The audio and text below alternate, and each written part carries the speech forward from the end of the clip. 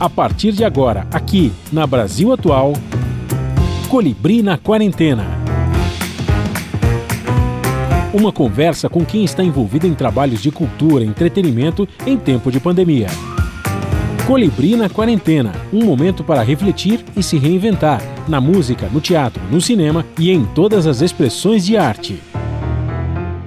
Olá pessoal, no programa de hoje nós vamos fazer uma entrevista exclusiva com Danilo Santos de Miranda, que é diretor do Sesc São Paulo, um dos maiores polos culturais do Brasil. Nós vamos fazer uma reflexão nesses tempos de pandemia e vamos falar sobre as ameaças do governo de cortar verba da instituição, entre outros assuntos, além, é claro, de políticas culturais. Tudo isso com lives de ação social do Sesc, online, em casa, na quarentena.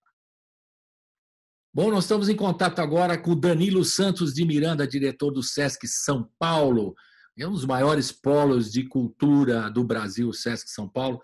Aí o Danilo está aqui na linha comigo, aqui na quarentena também. Nós somos grupo de risco, né, Danilo? Então estamos aqui confinados, né? Confinados. Prisão domiciliar.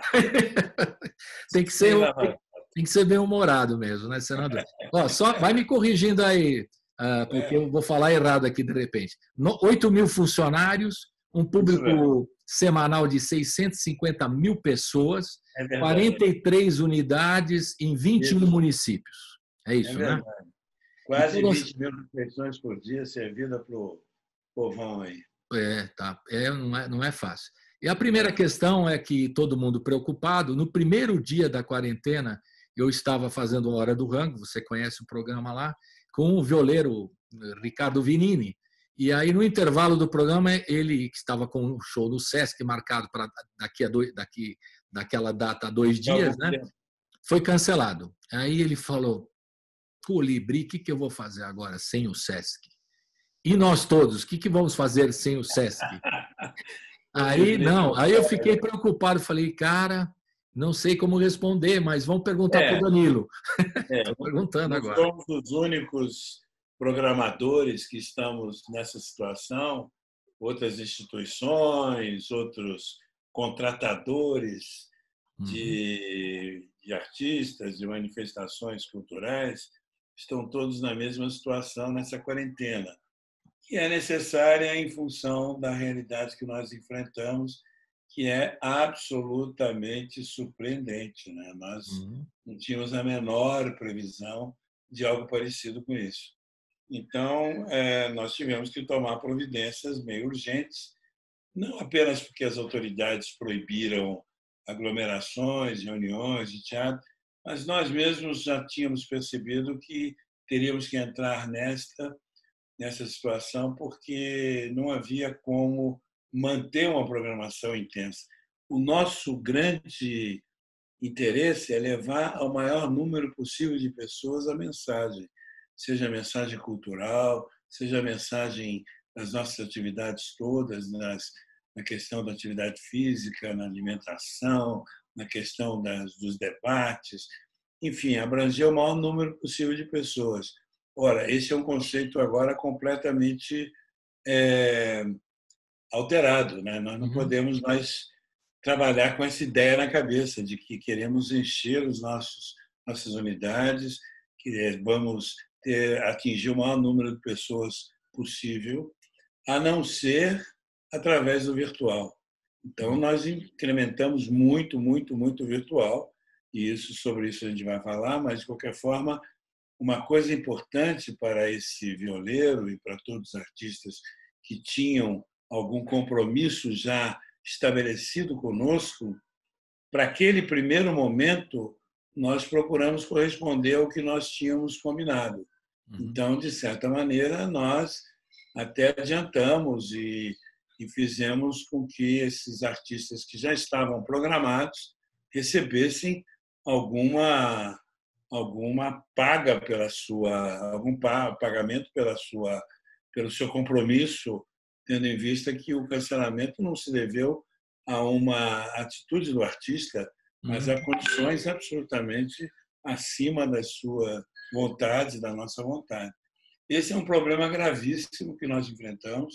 Eu tenho me reunido com artistas, inclusive. Ainda ontem tive uma reunião com alguns na área de teatro, de música e outros promotores, no sentido de encontrar fórmulas. Quem sabe contratar pesquisa, contratar buscas e preparos para que no futuro a gente possa colocar, digamos, no palco, ou apresentar. Fazer com que os artistas tenham, alguns, aqui não dá para fazer isso com todo mundo, certamente, mas algum chamamento para que a gente possa, de alguma forma, dar condição para que eles tenham alguma coisa para fazer. E eu me preocupo muito nesse mundo da cultura, com os artistas de modo geral, mas e com os que estão envolvidos nesse mundo, Colibri, é algo muito sério, muito, muito importante. Mas eu imagino aqueles que não são os artistas, exato. que estão na infra, que estão na organização, que estão na manutenção dos espaços, na portaria, na limpeza, na iluminação, na sonorização. Então, são técnicos que ninguém sabe quem são, que não conhece, que não tem a visibilidade do artista, mas que tem que se manter, tem que ter alguém que possa preocupar-se com eles também. Estamos pensando em alguma forma de, pelo menos, suavizar. Está certo que, por outro lado, nós tivemos um reforço grande em alguns programas sociais importantes, como a questão da alimentação, que a gente pode falar depois também. Tá bom. Mas é importante colocar para você que nós temos essa solidariedade, no mínimo, que é pouco, mas queremos mais do que isso, queremos que alguma coisa a gente possa fazer ou suscitar para que seja feito. Eu acho que as autoridades tinham que rapidamente tentar resolver isso, não apenas para quem é informal, como eles estão pensando aí nesse dinheiro que estão oferecendo para as pessoas que necessitam, mas tem que pensar muito no mundo da cultura. O mundo da cultura tem uma certa invisibilidade imensa, imensa. As pessoas não têm ideia da importância do mundo da cultura, seja pelos artistas, os que aparecem, os que fazem, os que propõem, os que têm ideias, os que estão ali na frente da câmera, estão no microfone, no palco, nas telas, sejam aqueles que estão por trás de tudo isso. São pessoas que trabalham, vivem, dependem exclusivamente desse trabalho. Então, temos que pensar seriamente em alguma coisa do ponto de vista do apoio efetivo que as instituições governamentais têm que pensar com relação a isso. E as pessoas, né? Essa cadeia da cultura é muito grande, gera muitos empregos e receita. É importante para o PIB do país também, né? Gera a economia, movimenta com a cultura muito, tem números. Ela é com mensurização, às vezes não muito fácil, mas significa muito. Então, significa muito. O que não significa que a gente deva esquecê-los. Não. É muito importante o mundo da cultura e não tem ninguém batalhando em nível, digamos, político, institucional, nacional, para isso se dar de uma maneira mais completa. Né? E, às vezes, a pessoa que está assistindo, por exemplo, um filme, nós tivemos um bate-papo com a Tata Amaral, né, cineasta. Tata Amaral, querida. É incrível, né? Aí nós estávamos falando sobre, por exemplo, o número de pessoas na produção de um filme. Não falei pré-produção e nem pós. O Bacurau, no começo, que tem um documentário sobre a produção do Bacurau, o Kleber Mendonça anotou 800 profissionais trabalhando. É uma cidade inteira lá que está dedicada a isso. Aliás, no caso do Bacurau, é específico, porque não eram nem profissionais e apareceram no filme.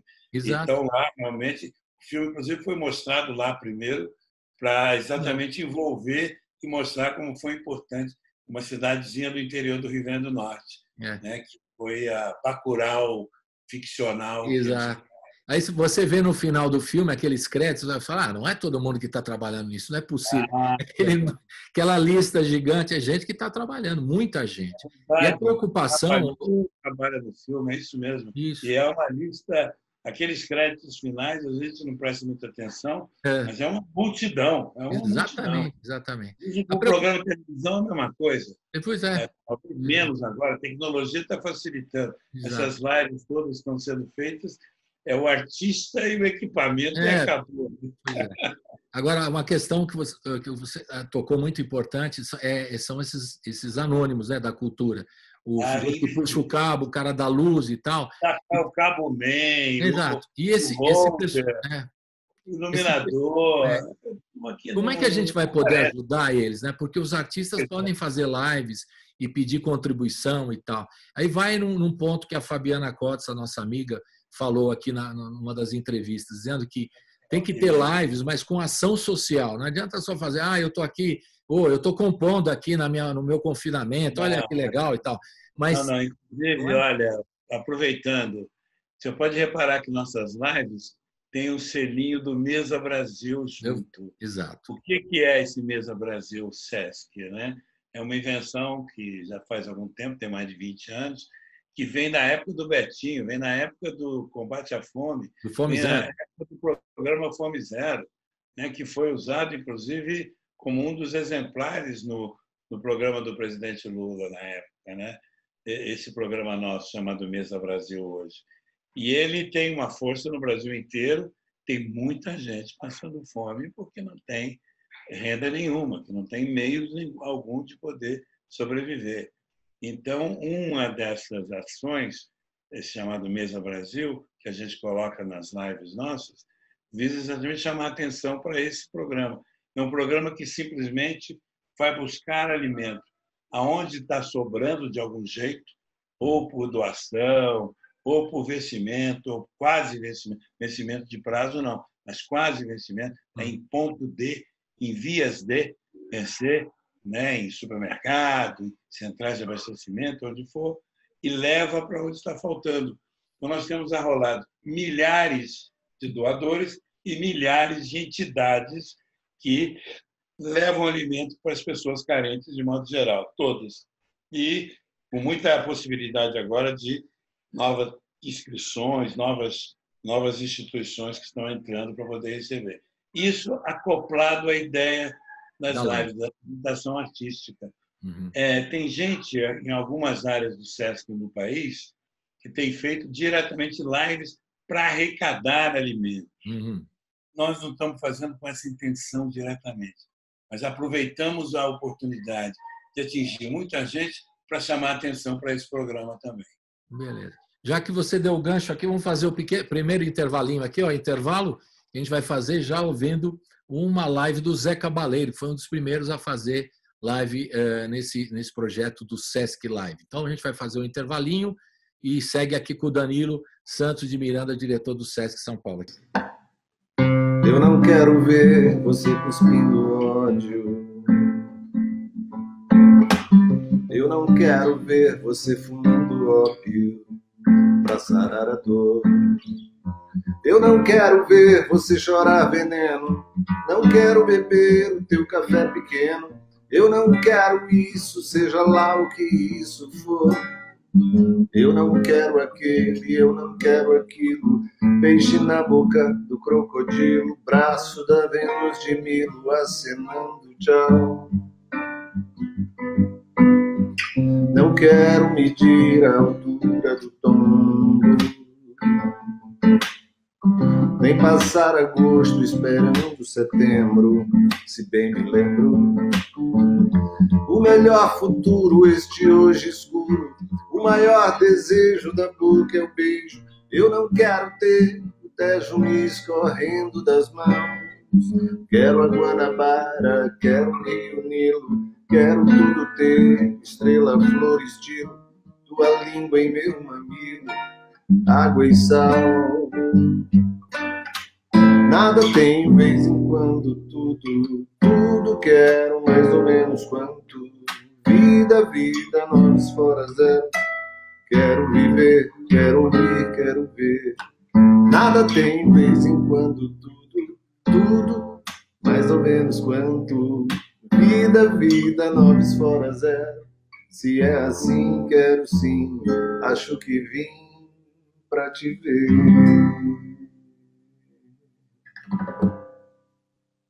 Estamos de volta aqui com o Danilo Santos de Miranda, diretor do SESC São Paulo. Danilo, já ouvimos aqui a primeira live do SESC, ajudando também a levantar esse programa de alimentação, que o SESC está ligado e tal. E eu tenho aqui muitas questões, né? Uma das questões, na sequência do caso do fechamento das atividades, que aconteceu dia 31 de março, é isso? Exatamente a data foi por aí. Nós vimos até, dia 17 de março nós fechamos, 17. Até o dia 31, primeiro. Primeiro. De abril inteiro e continuamos fechados até pelo menos 10 de maio. Até 10 de maio. Então, essas são.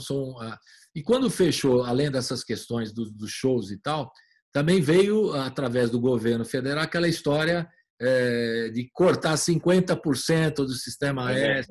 Essa história que nós já conversamos várias vezes e tal.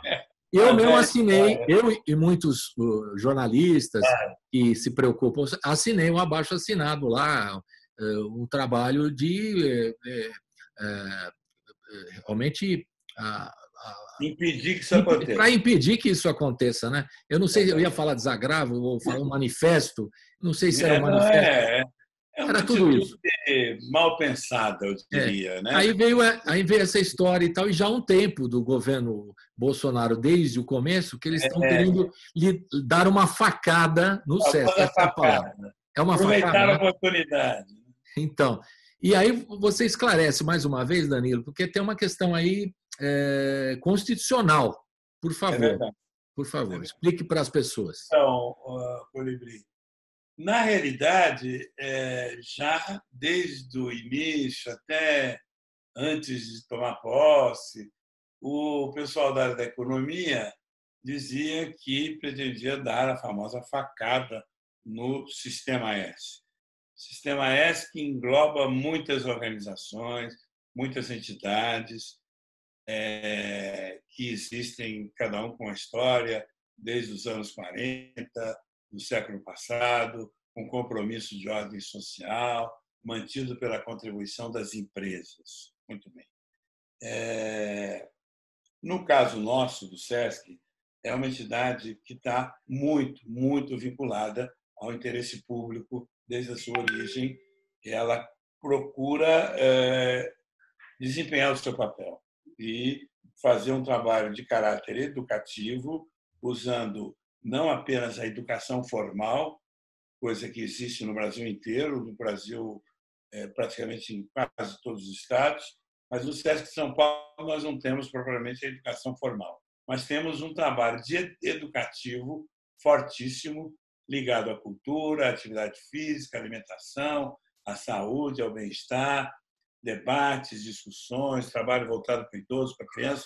Então, é muito amplo, é uma coisa que tem uma abrangência grande em todas as 43 unidades espalhadas em todo o estado de São Paulo, e no Brasil todo tem também um trabalho muito forte. Muito bem. Ao pensar em retirar recursos do Sistema S, chamado Sistema S, os operadores do governo encaram a coisa como despesa das empresas. Então, vamos economizar esse trabalho das empresas, tirando um pouco essa contribuição, um pedaço dela, ou toda ela, para que as empresas sejam mais livres, tenham mais recursos para poder dar mais emprego. Isso é uma falácia imensa. Na realidade, isso não funciona assim. Esse recurso que vem das empresas é para esse fundo que atende aos trabalhadores e à população em geral. Então, se impressionam muito, ou se interessam muito, ou aprofundam a sua discussão em torno da despesa das empresas. Esquecem de falar da utilização desse recurso para quê, onde, quando, para quem, que tipo de benefício traz, quais são as pessoas beneficiadas, que nível de pessoas são essas, etc. etc. Então, há esse descompasso muito frequente no pessoal da área da economia entre aquilo que é despesa e aquilo que é o uso adequado do recurso.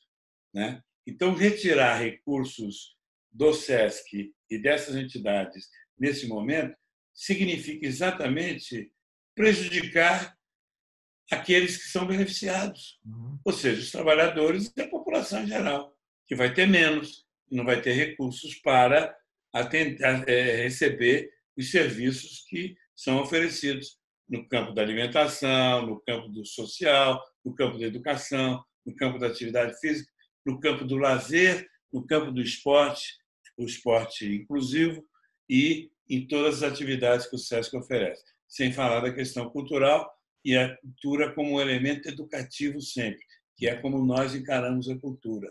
Pode reparar que nas nossas ações culturais, esse componente cultural, que é informativo, que traz qualidade, que faz as pessoas refletirem, discutir, faz parte de toda a nossa intenção, faz parte da nossa programação, e não fazemos a atividade cultural só para o mero entretenimento.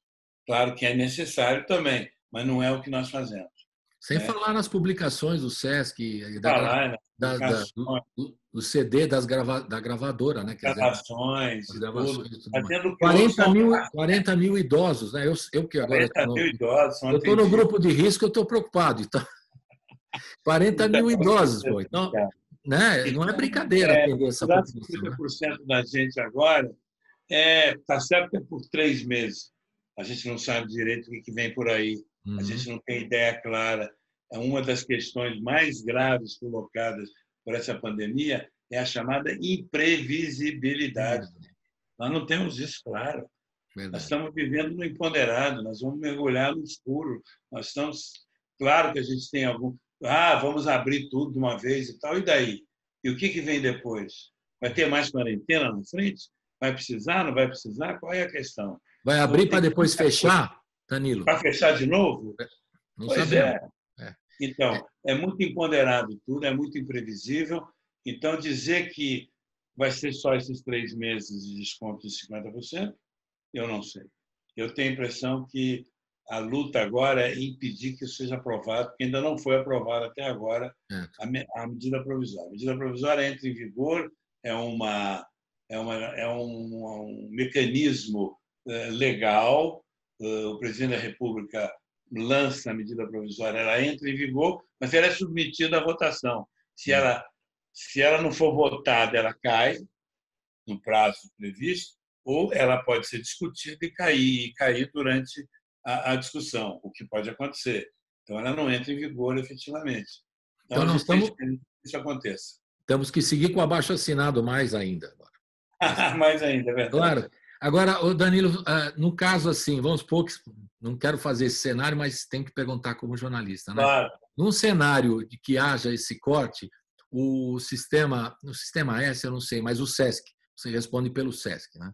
O SESC tem um plano B? Imaginou como pode ser? Olha, nós vamos ter que ter uma outra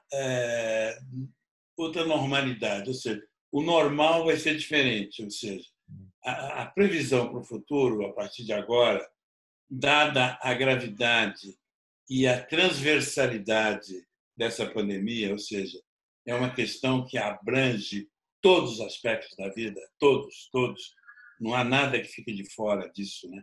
A política, a cultura, as empresas, a relação humana, a nosso novo protocolos de cordialidade e de cortesia vão ser alterados.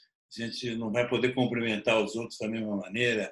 Nós vamos ter mudanças graves no nosso dia a dia a partir dessa nova realidade e não temos clara a questão das aglomerações, das audiências, dos teatros, do cinema,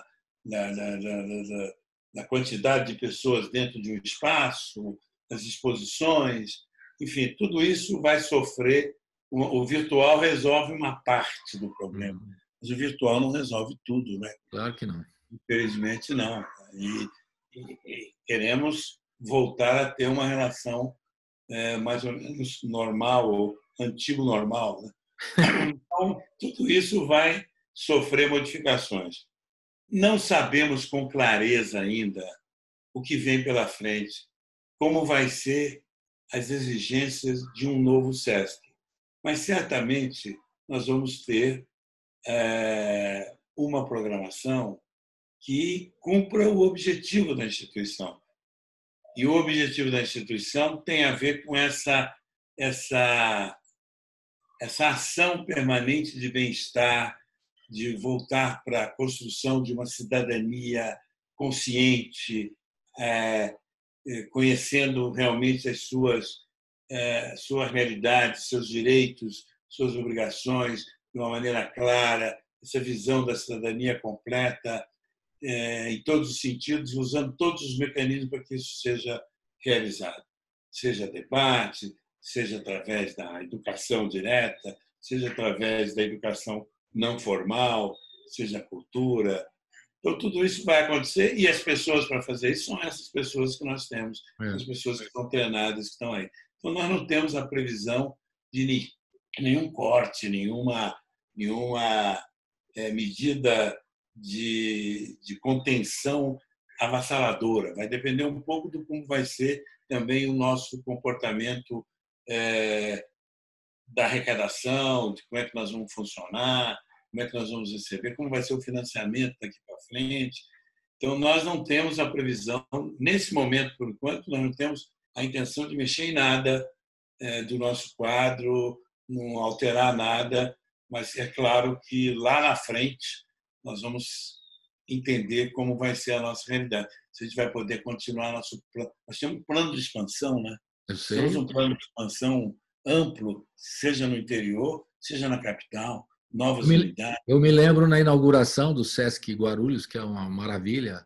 Eu estive lá, você falando e tal, você fala exatamente isso, que esse aqui é um SESC importante, fundamental para a região lá de Guarulhos, que tinha equipamentos culturais muito precários, né? Aí chega o SESC Guarulhos e você realmente disse que planos para seguir, né? Para seguir. Então. Tínhamos isso muito claro. Recebemos 3 terrenos recentemente na cidade de São Paulo para poder expandir para a zona leste e para a zona oeste. Pirituba de um lado e São Miguel do outro.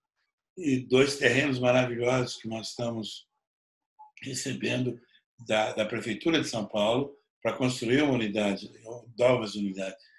Recebemos um terreno em São Bernardo, outro em Mogi das Cruzes, temos no interior algumas áreas, estamos construindo em Franca, temos Marília pela frente. Então, como vai ser tudo isso? Vamos ter que sentar e rever, né? E discutir tudo.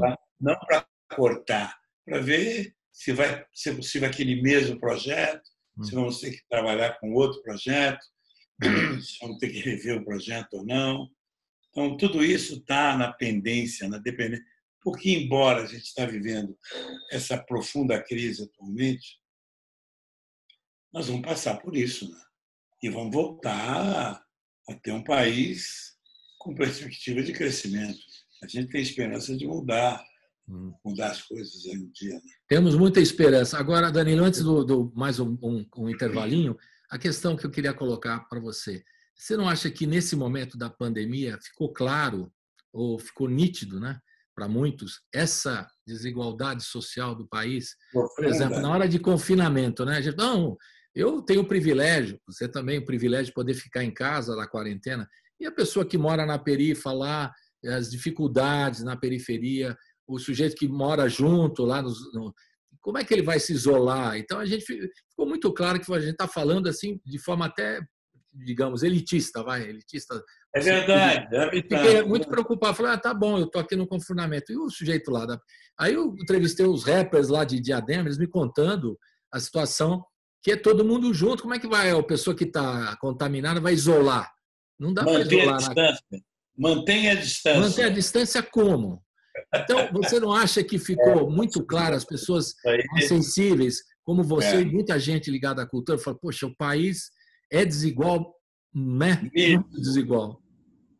Colibri, sobre isso, tem 2 pensamentos que me vêm com muita clareza. Né? Primeiro, isso que você levanta com toda a força, que é a questão da desigualdade e as consequências da desigualdade. Isso. As causas e consequências. Né? Causas nós sabemos quais são. São 500 anos aí de construção forte, né? Construção sólida da desigualdade brasileira, né? Uhum. Em todos os sentidos. Eu tenho lido muito, eu li recentemente o Escravidão, do Laurentino, eu tenho lido muito sobre a cultura nos grandes centros brasileiros, desde o final do século passado, final do século anterior, início do século passado, e realmente há uma construção deliberada que vem do escravismo, vem da colonização, é muito antiga, e essa desigualdade se acentua, porque ela tem nome, tem raça, tem endereço, tem claramente onde ela está. Aqui em São Paulo, nós sabemos o que significa periferia e jardins. Nós sabemos muito bem o que significa o Sudeste, o Nordeste do Brasil, do Norte. Nós sabemos muito bem quais são as diferenças. Então, isso tudo tem denominações claras.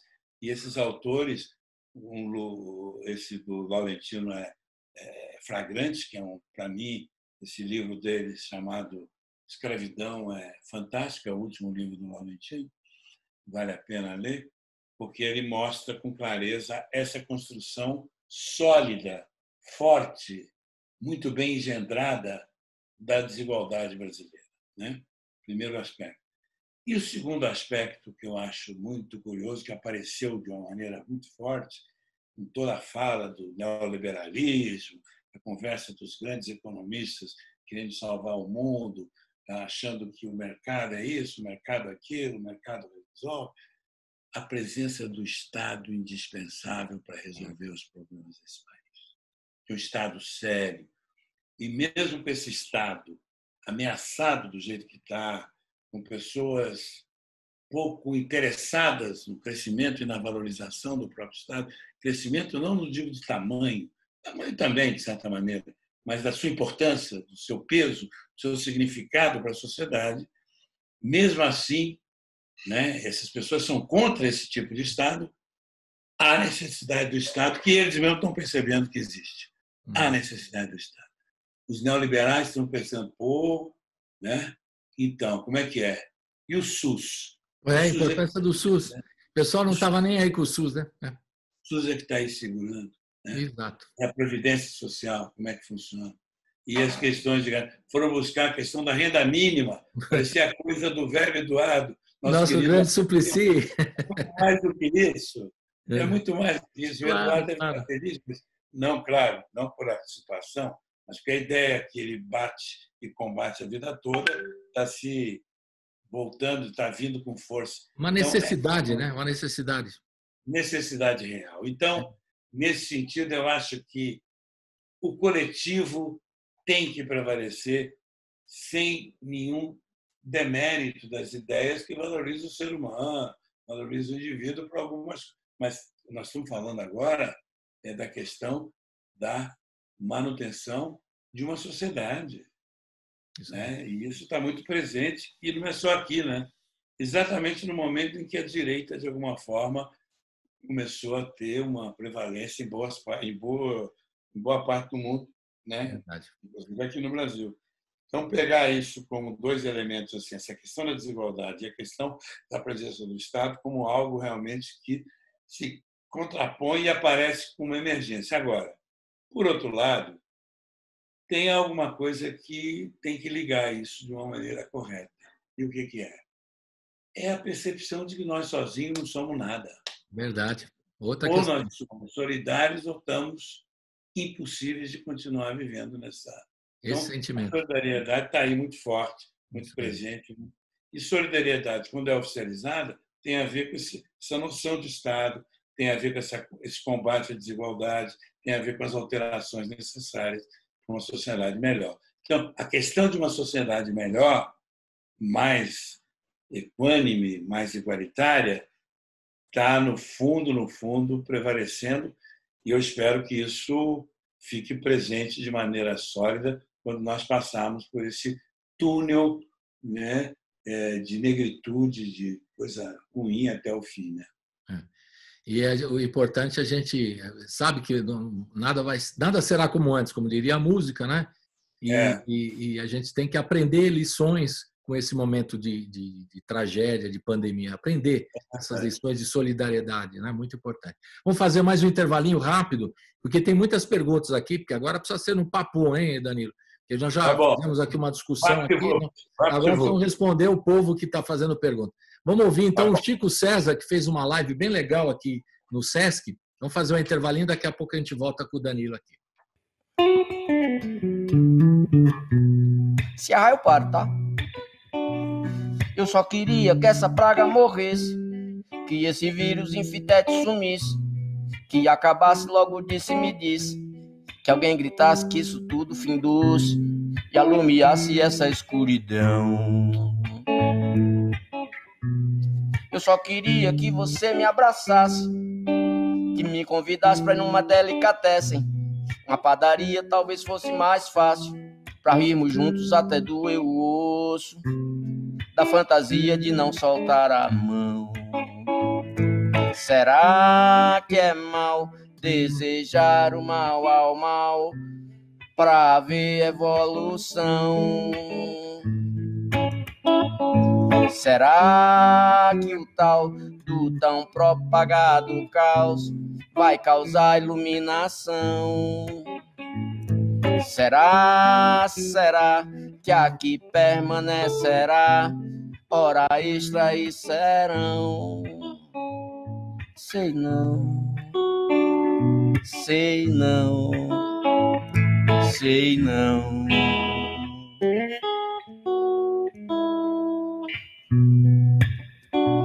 Se o infinito escutasse minha prece, pagava o preço por mais alto que fosse. Só peço ao céu apenas que se apresse, de uma vez por todas leve logo essa peste e me desculpe pela postulação.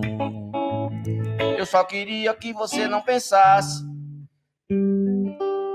que isso tudo é só esquisitice, que o afastamento aumentou minha maluquice, de alguma forma do seu jeito me amasse e me levasse quente no coração. Será que é mal desejar o mal ao mal para ver evolução? Será que o tal do tão propagado caos vai causar iluminação? Será que aqui permanecerá hora extra e serão? Será que o ser que do escuro sairá é ciência ou religião? Sei não, sei não, sei não, sei não, sei não, sei não.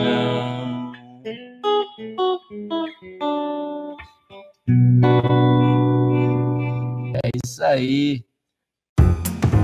Você está ouvindo Colibri na Quarentena. Estamos de volta com o Danilo Santos de Miranda, aqui, diretor do Sesc São Paulo. Já falamos de muitos assuntos aqui, as questões importantes do Sesc, como o Sesc vai se virar, né? E está todo mundo pensando, refletindo o que pode ser feito a partir de agora. Então, eu queria fazer primeiro uma das perguntas aqui do Vitor Nuzzi, lá da Rede Brasil Atual.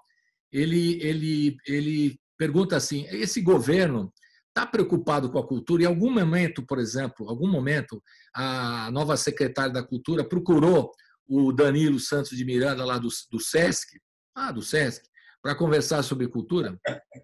Eu conheço a Regina há muito tempo, tinha uma relação normal com ela, nos encontramos, me lembro que há algum tempo atrás, uma homenagem ao Antunes Filho, que, aliás, dia 2 de maio agora, vai fazer um ano do falecimento do Antunes. Estamos até programando alguma coisa virtual a ser feita nesses dias. E eu me lembro de ter encontrado a Regina. Nunca mais a vi, não tive contato nenhum com ela depois que ela assumiu esse posto.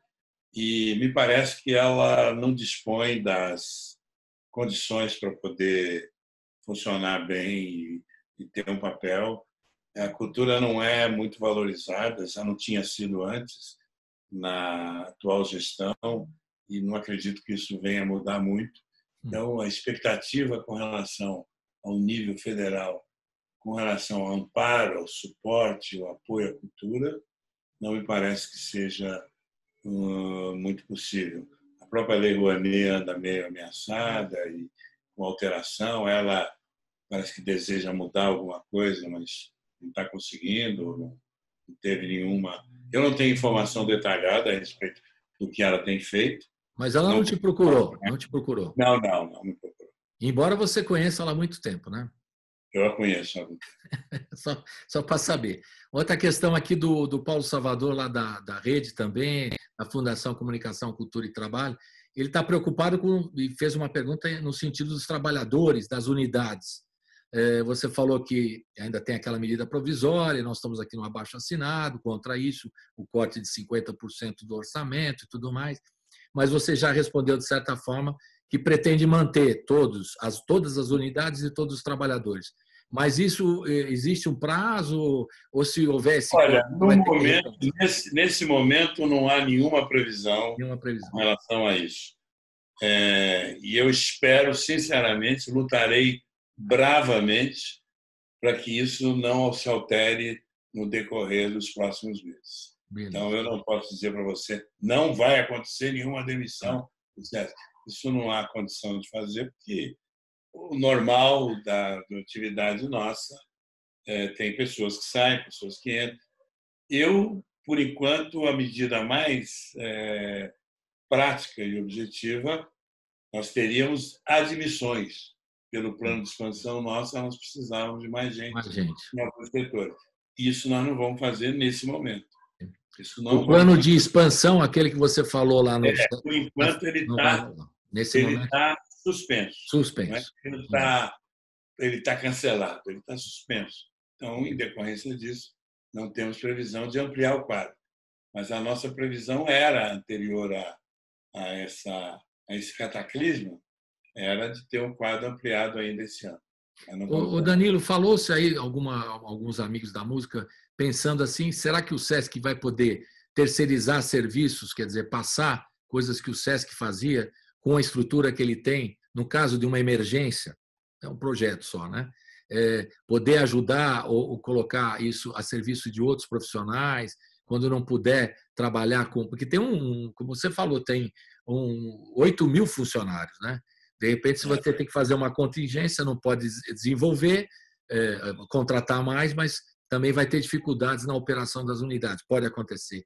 Existe algum projeto assim nesse sentido, de repente, passar para alguém ou sei lá, alguma coisa não há desse essa sentido? previsão, não, porque a gente preserva muito a questão essencial da instituição, do seu objetivo, da maneira como a gente atua, pretende, prepara nosso quadro. Entendeu?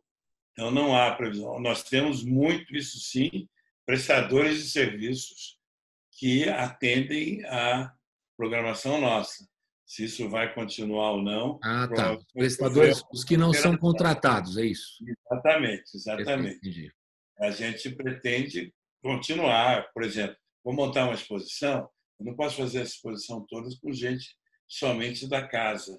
Então, eu vou buscar o especialista que prepara, que faz, etc. Em princípio, isso deverá continuar, dependendo, naturalmente, dessa programação, que poderá ser até menor um pouco, mas ela vai continuar contratando gente. Então, tem muitos terceiros que trabalham conosco. Nosso quadro, hoje, é por volta de 8.000, mais 2.000 prestadores de serviços de limpeza, de vigilância, de manutenção, em alguns casos, que já são terceirizados para empresas especializadas nesse serviço. Sem falar de obras, onde nós temos algumas obras, por exemplo, com a obra em Bertioga, a obra em Franca, temos que começar uma obra em Marília, agora, proximamente. Então, aí são prestadores de serviços e de construtoras que vêm trazendo, agregando novos funcionários para elas, para as empresas, Entendi. mas prestando serviço ao SESC. Além disso, nós temos uma quantidade enorme no campo cultural de pessoas que vêm para fazer um espetáculo, para fazer uma oficina, para participar de alguma atividade, e aquilo é limitado a um momento, né? Entendi. Recebem para isso. São Então, temporários que também o SESC agrega junto com os seus mesmo. funcionários. Né? E prestadores de serviço, por exemplo, Prestadores na de serviço. nossa emissão por TV, a TV SESC, que é atualmente via rede, a produção da TV é toda terceirizada. Nós não fazemos nada diretamente. É tudo adquirido, contratado contratado de produtoras que oferecem a sua proposta, que nós aceitamos e participa da nossa programação. Ó, o Maurício Pereira fez uma pergunta no sentido dessa questão da diminuição de fonte de renda, você já explicou, Claro. da medida provisória e tal, que nós vamos fazer o abaixo-assinado aqui, que não vamos deixar, não é? A Fabiana Cotza também participou, falando um pouco que grande querida Fabiana Cotza. O André Abujanra também mandou um abraço para você. Ele não quis fazer pergunta porque disse que eu ia fazer todas as perguntas. Mentira, mas e ele diz o seguinte, que você também tem um carinho muito grande pelos atores, né?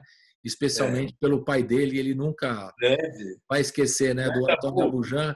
E até pergunto para você, o que o Abujanra falaria no momento desse, o Antônio Abujanra? Ele estaria amando Deus e o mundo. Provavelmente, eu gostaria que ele chamasse alguns dos operadores aí da máquina federal e fizesse uma entrevista, as melhores entrevistas que eu já vi na minha vida. Sem dúvida. Programa Provocações. Fizer uma provocação. Imaginou ele com o Bolsonaro? Pelo amor de Deus. Ou com alguém que está lá com ele, né? Aí não dava certo. Né? Ele é, puxa vida, fundamental. Grande figura, né? Grande figura da cultura. Um absurdo. Ele propunha uma questão que aparentemente tinha uma contradição fortíssima, mas era provocativa. Aliás, ele não fazia nada sem provocar, né? Exatamente. Os ouvintes aqui também participaram, o Danilo, sabendo que você ia falar com a gente aqui, também muito nessa como enfrentar as constantes ameaças, né? Nós estamos fazendo o abaixo-assinado e o SESC fica na expectativa, né? Na expectativa. A gente está brigando e está conversando com deputados, parlamentares, enfim, todo mundo para tentar tirar da frente essa ameaça. Tem uma pergunta do Elifas Andreato, que ele me ligou hoje cedo, sabendo que você ia falar com a gente. Elifas Andreato. Capa de disco até hoje feito. Olha a pergunta dele, olha, eu achei muito curioso. Ele fala assim, o que os produtores culturais podem fazer para ajudar o SESC, como contrapartida de tudo que vocês fizeram, o SESC fez para os produtores? Ele inverteu, porque todo mundo fala, poxa, agora como é que vai ficar? Ele está fazendo uma pergunta ao contrário. O que eles, produtores culturais... Muito legal. O que você responde? É um homem, primeiro, um criador fantástico, né?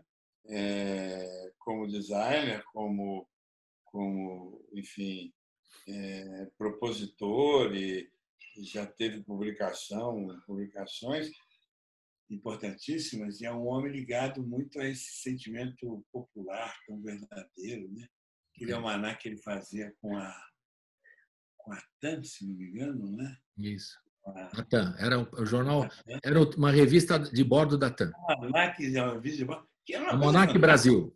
Almanaque Brasil. Almanaque Brasil. É a melhor coisa que tinha na revista. A gente sabe da importância do Elifas e daquilo que ele oferece, sempre ofereceu, né? Eu acho que ele já faz muito pela gente também, sendo quem ele é e oferecendo o que ele oferece. Acho que os produtores têm essa vantagem extraordinária de não só realizar a sua oferta, o seu trabalho, né? Ele como produtor, como realizador, como criador, e, ao mesmo tempo, enaltecer, valorizar, fortalecer as instituições nas quais eles com as quais eles se envolvem, né? E o SESC se sente muito valorizado por ter figuras como ele. Então, o que ele pode fazer mais é falar com os amigos, falar com as pessoas que ele conhece, na importância para ajudar a gente nesse momento de necessidade de cortar essas ideias que são perigosas, né? Porque elas, no fundo, não são contra o SESC. É bom que se diga. São contra o SESC. São contra a cultura, contra o desenvolvimento da cultura, contra a educação, contra o conhecimento, contra a necessidade de criarmos uma sociedade com pessoas capazes de entender sua realidade, de refletir, serem autônomas, efetivamente. A construção da cidadania. Alguém me pergunta o que o SESC faz? Olha, a gente tenta ajudar a construção da cidadania, de modo geral. Para quem? Para todos. Né? Para a criança, para o jovem, para o adulto, para o velho, para todo mundo. E todos são cidadãos e merecem essa atenção. Alguém fala assim, não, mas o velho é um ex-cidadão. Não, não é um ex-cidadão. Nem o velho é um ex-cidadão, nem a criança é um futuro cidadão. Ambos são cidadãos. Né? Cidadão velho, cidadão criança, cidadão adulto, cidadão assim. Né? E para esses nós temos programação sempre muito atenta, muito destinada de maneira muito adequada. Então, tem uma ampla programação voltada para todos esses grupos, seja os grupos mais vulneráveis, agora se fala muito de vulnerável, os vulneráveis que são os carentes, os que têm necessidade, os pobres. Os pobres, né? Os pobres. Ou aqueles que são os da diversidade, né? Os que têm dificuldade de serem entendidos e compreendidos na sociedade. Muitas vezes, um velho, a pessoa idosa, é uma pessoa que tem dificuldade, às vezes, de ser compreendido numa sociedade. Mas aí os que têm opção sexual diferente, as pessoas que têm outras características, a questão da raça, tudo isso está muito forte aí. E aí entra aquela questão que você levantou, que a gente falou no bloco anterior, sobre a desigualdade, que está cada vez mais forte. A desigualdade não é só econômica, social, ela tem outros componentes muito fortes e que dizem respeito à vida tranquila de uma sociedade que tem que respeitar todas as suas diferenças. Temos que ter a unidade na perspectiva do interesse público, das oportunidades, etc., etc., mas respeitar a diversidade. Antes da gente fazer o último intervalo, depois das considerações finais, a gente vai ouvir agora o Pato Fu, que teve uma participação legal do SESC no live. Só, Danilo, repetindo, esse dinheiro da live que as pessoas contribuem, e já vai direto, como é que funciona do mês? Você falar de novo para a gente não esquecer. No caso da live, nós não temos doação em dinheiro. A gente não é em dinheiro. Não. Tem alguns regionais do SESC. O SESC tem uma administração regionalizada. Né? Então, em alguns estados, existe uma campanha com lives feitas no estado, em que eles arrecadam dinheiro, sim. Né? Lá no Centro-Oeste andaram fazendo algumas lives nessa direção. E arrecadam um bom dinheiro, suponho que é alguma coisa. E aí esse dinheiro é transformado em cesta básica. Perfeitamente. Em São Paulo, nós não temos esse programa de doação em dinheiro, pelo menos por enquanto. Pode ser que a gente venha a ter no futuro, tendo em vista. Isso aí exige uma organização mais cuidadosa, mais atenta aqui, com um pouco mais de controle, com mais atenção. Eu não acho conveniente, por enquanto, nós entrarmos nessa aqui. Mas eu respeito quem fizer e tiver condições de fazer, eu faço. Mas dentro do próprio SESC tem, às vezes, gente fazendo esse tipo de coisa. Doação de empresas, organizações centrais, etc., de alimentos, estamos à disposição e vamos buscar aonde quiser, que a gente dá um jeito de buscar. Beleza. Vamos levar para a pesquisa. Então, vamos ficar com o Pato Fu e no final a gente faz aqui o último bloco aqui com o Danilo Santos de Miranda. Vamos aqui, intervalinho com o Pato Fu.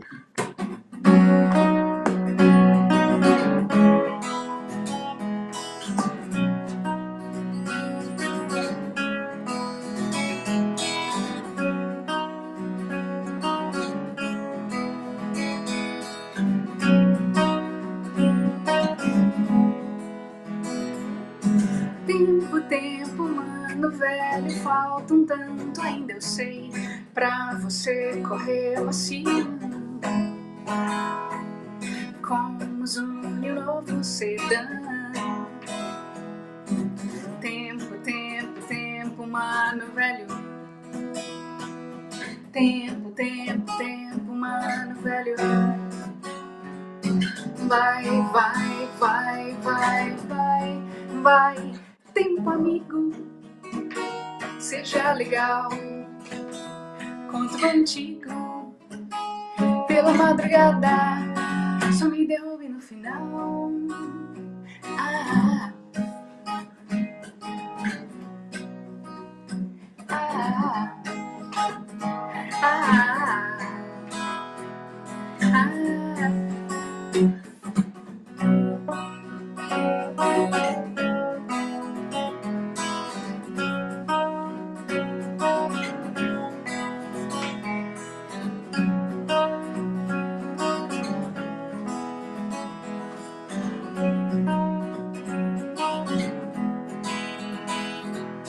Tempo, tempo, mano velho, falta um tanto, ainda eu sei, pra você correr macio.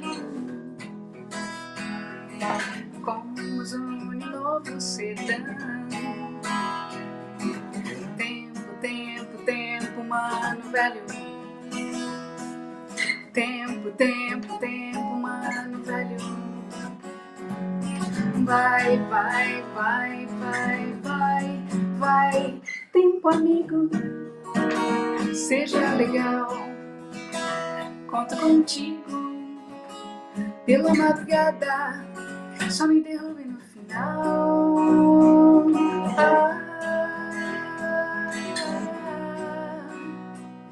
Ah, ah,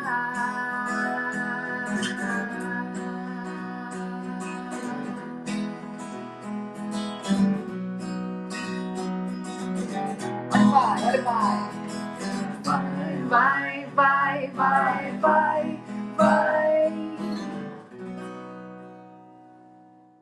De volta aqui com o Danilo Santos de Miranda, diretor do SESC São Paulo. A gente fez um balanço aqui das atividades, todo mundo preocupado com o que está acontecendo nesse momento. Eu vou ler mais uma pergunta aqui, ou duas, para a gente encerrar. Uma delas, assim, se você acha que o SESC e o SESI também podem ajudar na recomposição da sociedade hoje, na pós-pandemia, como aconteceu no final da Segunda Guerra? Isso é um historiador que está perguntando. Quando acabou, né, a Segunda Guerra, nos primeiros anos das entidades SESC e Senai, aconteceu esse trabalho de ajuda de recomposição. Você acha que pode ser feito isso? Olha, eu acho indispensável que considere realmente essa possibilidade, porque não só porque foi feita a criação foi engendrada, inventada na época, logo depois da Segunda Guerra Mundial, em função dessa realidade, quando o Brasil estava sofrendo uma situação bastante grave, mas que estava iniciando um processo de redemocratização, né? Até hoje não resolvida totalmente, mas enfim, verdade. Que começou lá nesse momento, né? Logo depois da guerra, com a queda de Getúlio, enfim, aquela história toda, foram criadas, os empresários perceberam que precisava de um mercado, precisava de uma situação em que a sociedade pudesse crescer junto, desenvolver. Não é só a empresa que ia crescer. A empresa não cresce sozinha, ela cresce na medida em que ela está inserida na sociedade, produz e o consumo pode, de alguma forma, ajudá-la, mas não se transformar num Deus permanente, forte, exagerado, a ponto de levar a sociedade ao que está acontecendo em parte agora, esse consumismo exacerbado. Mas isso é uma outra discussão. Mas, de qualquer forma, na época, era importante que a sociedade tivesse mecanismos que pudesse se desenvolver e crescer de maneira uniforme. Então, não era apenas a empresa que crescia, seus trabalhadores tinham que também melhorar, de se desenvolver. Por isso, os trabalhadores, com atenção dos trabalhadores, foram inventados esse tal sistema S, esses S, né? Então, na época, foi muito importante. Continua importante hoje. E hoje, mais ainda. Então, tem muita razão quem coloca essa questão, porque, de fato, a sociedade vai necessitar de organizações, em geral, assemelhadas, mas essas aí estão estruturadas. Tem uma superestrutura funcionando no país inteiro, de norte a sul. Se você juntar tudo que esses S's construíram e têm, não fisicamente apenas, mas de conceito, de proposta, de ideias efetivas para poder construir uma sociedade justa, adequada para todos, é muito forte. Então, nós temos que levar em conta que, de fato, esses S's todos, o que a gente simplificou chamando de sistema S, né? Simplificação, na realidade, cada uma tem características muito próprias, mas elas têm esse papel muito forte. O SESC, em particular, e mais ainda o SESC de São Paulo, que desenvolveu essa perspectiva da construção da cidadania de uma maneira muito forte, como no Brasil inteiro, mas aqui de maneira muito acentuada, teorizando isso, fortalecendo, criando condições para que a sociedade entendesse. Nós temos um Centro de Pesquisa e Formação, o CPF, que é exatamente uma espécie de universidade do SESC, voltada para a pesquisa, para o estudo, para o aprofundamento dessas questões ligadas à construção da cidadania através da cultura, através do lazer criativo, através do esporte inclusivo, não do esporte como tal, da ação, da atividade física, do bem-estar. Muita gente falando aqui, o Danilo, também do turismo social do SESC, os ouvintes que participam. E faz parte desse processo todo, né? Quando o SESC inventou as colônias de férias, quem inventou as colônias de férias no Brasil foi o SESC. Em 1948, criou a primeira colônia, o nome é ruim, colônia de férias lá em Bertioga. Está lá até hoje. Hoje a gente chama famosa. Famosa, está muito bem construída, funcionando muito bem, está lá. Depois disso, todos os organismos de representação sindical do país inteiro criaram suas colônias de férias. Mas a primeira foi aquela. Foi construída lá. Foi a pioneira. Depois teve de vários, como você falou, no meu caso aqui, meu pai professor, da PUESP, também no litoral. Todo mundo teve. Todo mundo acabou fazendo. O Sindicato dos Bancários também. Passou um elemento vital, porque férias, tempo livre, férias, é fundamental para o trabalhador, sim. O trabalhador ter a sua vida produtiva, inclusive, sua capacidade de poder desenvolver a sua atividade, melhor ainda, melhor do que qualquer. Então, tem que ter. Então, desloca. Então, o turismo social nosso está muito vinculado a essa ideia de local onde passar férias também. Isso desenvolveu hoje, é quase que uma rede de atividades de turismo, de viagens pelo Brasil todo, o SESC todo tem isso. Tem colônia da Venezuela, como é que chama? Da fronteira. Da fronteira com a Venezuela, no norte, até o extremo sul, lá embaixo com o Uruguai, nós temos colônias de férias, com férias espalhadas por todo o Brasil. O SESC todo tem. O de São Paulo é a mais antiga, em Bertioga, está lá, e os trabalhadores do comércio conhecem bem e sabem muito bem que podem utilizar. Então, tudo isso faz parte desse grande esforço de construção da cidadania. Eu insisto muito nessa ideia de que são instituições voltadas para a verdadeira construção da cidadania, onde o trabalho tem um papel, mas o lazer tem um papel, o tempo livre tem um papel, e a necessidade do indivíduo, com isso, poder se desenvolver pessoalmente, familiarmente, sua volta, em sua roda de amigos e de pessoas social e na sociedade como tal, é absolutamente indispensável. Danilo, para encerrar, eu queria fazer uma pergunta pessoal, que muita gente aqui, quando soube que a gente ia fazer essa entrevista, muitos artistas, amigos que participam da Hora do Rango, da Rádio Brasil Atual, tem um carinho muito grande por você, não é à toa, não é? Queridos amigos. Muitos, muitos. Mas a maioria pergunta como ele está, o que ele está fazendo na quarentena. Conta aí para nós, para encerrar. Eu sou, nesse aspecto, claro, um privilegiado, porque eu moro aqui no Pacaembu e tenho um belo quintal, um jardim gostoso aqui, e leio muito, ouço muita música. Ultimamente tenho trabalhado muito nesse mecanismo aqui da inventar esse negócio de, como é que chama? Reunião virtual. Eu participo em reunião virtual, né? É engraçado, porque, claro, tem muita gente, né? Tem várias superintendências, colegas, e tem que falar, conversar, debater, discutir projetos. Nós estamos com uma ação muito forte, né? Nesse momento, seja virtual, seja nesses espetáculos que foram mostrados, que eu mencionei aqui, seja na ação mesmo, né? Nós estamos com o Mesa funcionando muito bem, Mesa Brasil, para doação, essa coisa, tanto não precisa desenvolver. Nós fizemos doação de muito equipamento de proteção individual para o povo da saúde. Que bom. Porque nós temos uma área de saúde forte, que é na odontologia, aventais,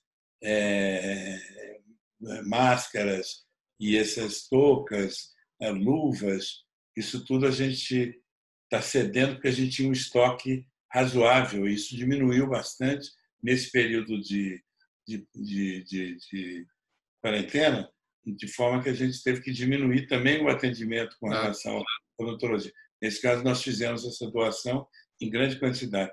Nós temos, hoje em dia, uma clínica odontológica em cada unidade, que significa ter pelo menos uns 150, 130, 140 gabinetes odontológicos espalhados em todo o estado, para atender com odontólogos, dentistas, em todo o nosso estado. As unidades podem ser utilizadas também num caso de emergência? Estão sendo utilizadas? Porque são emergências para o caso odontológico, não para caso de não para outro COVID, caso. Não, isso nós não temos a menor condição. Porque nós oferecemos espaços nossos para até o hospital de campanha. Tá? Pensando num lá em Itaquera, já foi pensado num em Sorocaba. Temos feito doações, estamos desenvolvendo, estamos fabricando viseiras e máscaras e envolvidos, portanto, totalmente nesse esquema também. Então, mas daqui a gente está atuando, fazendo uma ação doméstica de casa, mas exercendo esse meu papel, atuando bastante como diretor do SESC que eu sou. Reúno todo dia com meus colegas, tenho que debater essas questões todas, tenho participado de várias entrevistas e tenho lido muito. Eu tenho um interesse grande em história da cultura brasileira, em fatos importantes. Estava falando do livro Escravidão, que eu já li há algum tempo, importantíssimo. Li agora há pouco um livro do Rui Castro sobre do Zusa, que é um livro que nós fizemos também. Copacabana. Você tem o livro, não? Tenho, claro. Está aqui atrás. Está aqui atrás, né? Então, acabei de ler também. O Lira Neto sobre o samba. Belo livro. Você vê filmes também, Danilo? Menos. Eu tenho mais paciência. Estou lendo agora esse livro aqui chamado Wilson Batista. Beleza. Chama O Samba Foi Sua Glória, Rodrigo Alzuguia. É um livro editado há uns 2, 3 anos atrás, no Rio de Janeiro, sobre a figura do Wilson Batista. Porque eu tenho interesse especial na figura do Wilson Batista. Uma figura. Ele nasceu na mesma cidade que eu. Aonde? Estado. E Campos, hoje chama Campos dos Goitacazes. Quando eu nasci era só Campos. Campos dos Goitacazes. Que é a cidade onde nasceu o Wilson Batista, né? E é um dos maiores, segundo alguns, o maior, mas eu não discuto muito essa questão de prevalência no campeonato. Mas Aí fica aquela história do Noel Rosa também, né, Danilo? É o Noel Rosa. Entre outras coisas, tem a história do Noel Rosa. É uma figura. Ele tem sambas fantásticos, populares, famosíssimos, e fez mais de não sei quantos mil sambas. É um sujeito, teve uma produção fantástica, né? E eu estou lendo a biografia dele agora para poder entender melhor a realidade dele. Já que você falou em samba, vamos terminar a entrevista com a Roberta Sá, né? Roberta Sá. Ela fez uma live aqui no SESC, a gente vai terminar agradecendo o Danilo pela gentileza de ficar batendo um papo longo aqui com a gente, né? E muito instrutivo para a gente aprender sempre. E a saúde está direitinho aí, está se cuidando, né, Danilo? Está tudo certinho. Estou cuidando direitinho, não sai de casa. Estou aqui. E já aprendeu a mexer na internet, está tudo certo. Estou aprendendo até nesse negócio de Zoom. De Zoom. Faço reunião o tempo todo. Valeu, Danilo. Muito obrigado pela atenção e um abração para você e até a próxima. Tá? Obrigado. Grande abraço. Valeu. Tchau. Vamos ficar com a Roberta Sá agora, para encerrar. Tá certo. Tá certo.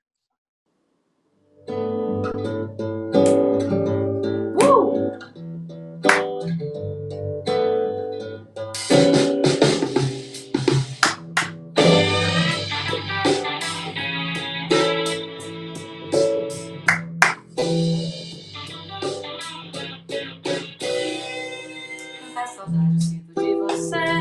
O tempo todo eu fico a procurar. Cai no meu peito, tá acesa a chama. A minha boca chama sua sem parar. Sou passarinho e bem devagarinho eu vou cantando as horas pra poder voar pra nossa casa, pro nosso ninho. E no teu carinho me aconchegar. Nossos lençóis bordados, nossa cama. Quando a gente ama, só pensa em ficar. Mas a saudade tem a sua trama. E é por ir embora que eu posso voltar. Eita, que a saudade faz milagre. Abre a nossa porta depois de fechar. Eita, que a espera não opera. Um amor maior que o tamanho do mar. Amanhã de novo eu tô na estrada. Nada que a demora feche o coração. Se essa saudade for muito apertada, eu sei que eu largo tudo e pego um avião.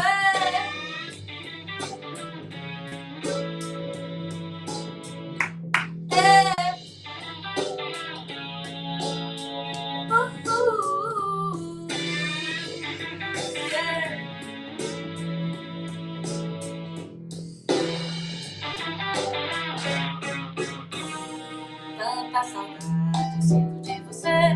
O tempo todo eu fico a procurar. Cá no meu peito, acesa a chama. A minha boca chama a sua sem parar. Sou passarinho, bem devagarinho. Vou tentando as horas pra poder voar pra nossa casa, pro nosso ninho. E no teu carinho me aconchegar.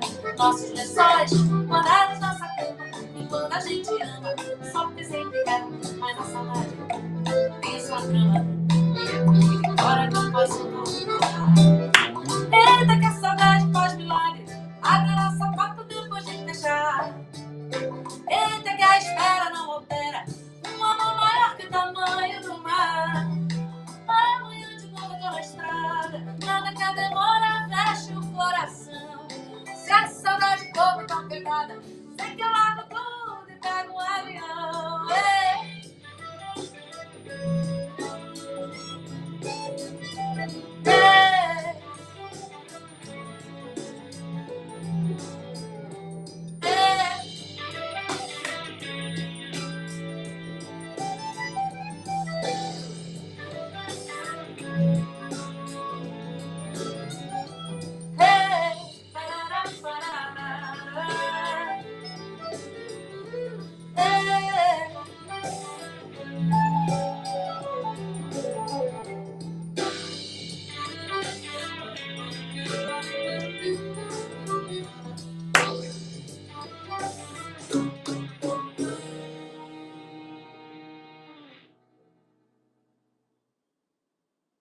O programa de hoje termina aqui, mas a música continua aqui na Rádio Brasil Atual 98,9 FM.